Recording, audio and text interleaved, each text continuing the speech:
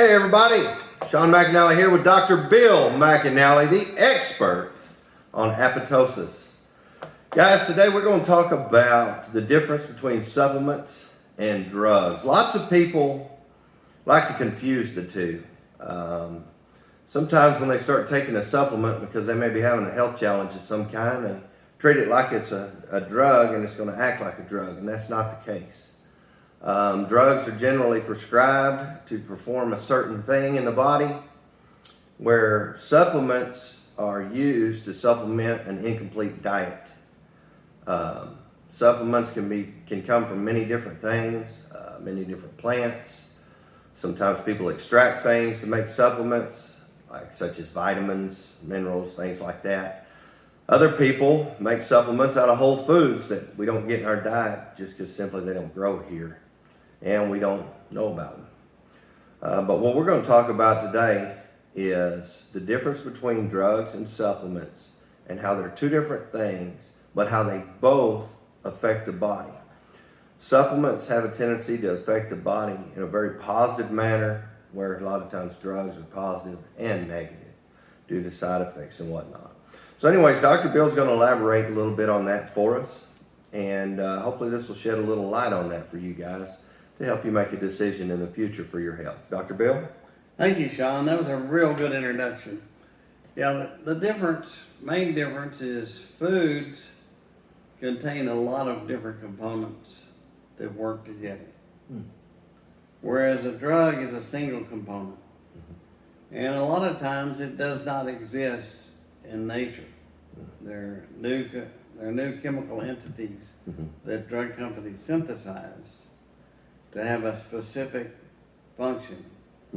So really, drugs are considered unsafe by FDA until you do the clinical trials to prove that it is safe for the intended use. For example, a lot of cancer drugs cause cancer. But they're designed to take care of the cancer you have now, and when you get a new cancer in 10 years or so, then hopefully they'll have another one, but otherwise you're going to die anyway. So that's how they approve something that's very toxic. And drugs have uses that foods don't do. For example, you may give a drug to help you diagnose a disease. You don't give foods to diagnose a disease. Right. And they target specific bacteria or viruses.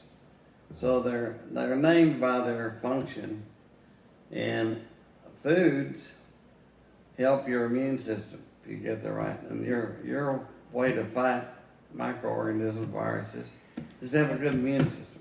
Gotcha. And foods help support that. Gotcha. In fact, what really brought it to life for me was AIDS. Whenever we had people with AIDS, and all they were losing was their T4 cells, which is one of many parts of their immune system. And when it got so low, no matter what antibiotics we gave them, they died.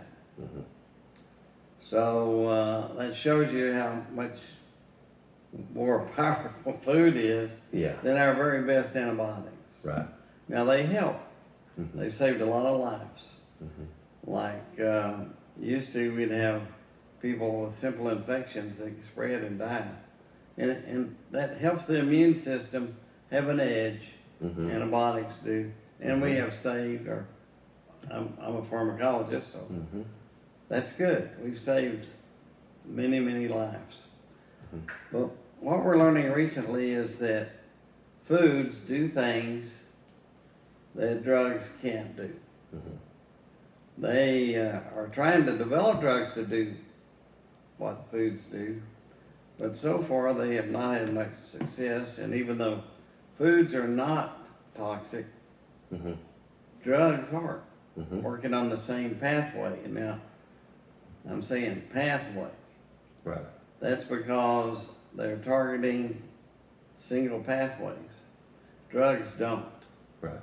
Drugs affect several pathways at the same time, and they balance the cells You mean foods do? I mean, foods do. Yeah. Foods balance, drugs will affect one. That's right. Yeah. Yeah. And that's a huge difference. Mm-hmm. And what we're learning is that there are pathways that do things that we didn't know about until recently. Mm-hmm. And they, right now, only foods can activate those pathways.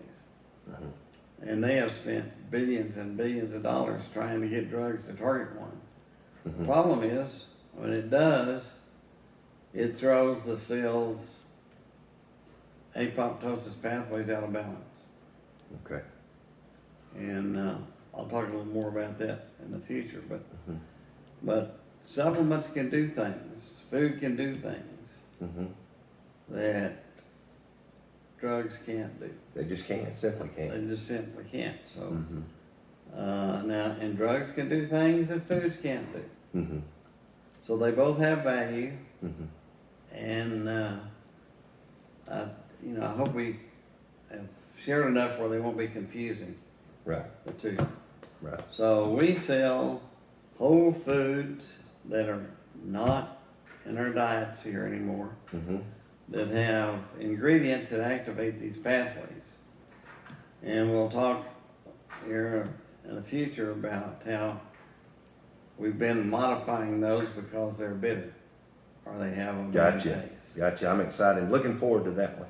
Dr. Bill, thank you for that. Guys, I hope that makes sense to you, because what we mean here, just to summarize it, is drugs always perform a specific function, okay? And with that function becomes lots of side effects. Where foods can support the body to be able to perform those functions, but also not damage things in the process. And that's one of the big differences between drugs and foods. And supplements is what we're calling here, because a lot of people think of food, they just think of food for energy. And that's probably what's got us all in the problem that we're in, because we just look at something that's going to fill us up and keep us going instead of something that's going to take care of our bodies. But anyways, in the future, we're going to come at you with a video, and we're going to talk about what Dr. Bill said. We're going to talk about how these foods really benefit us and what they can do for us. Until next time, guys, this is for the health of it.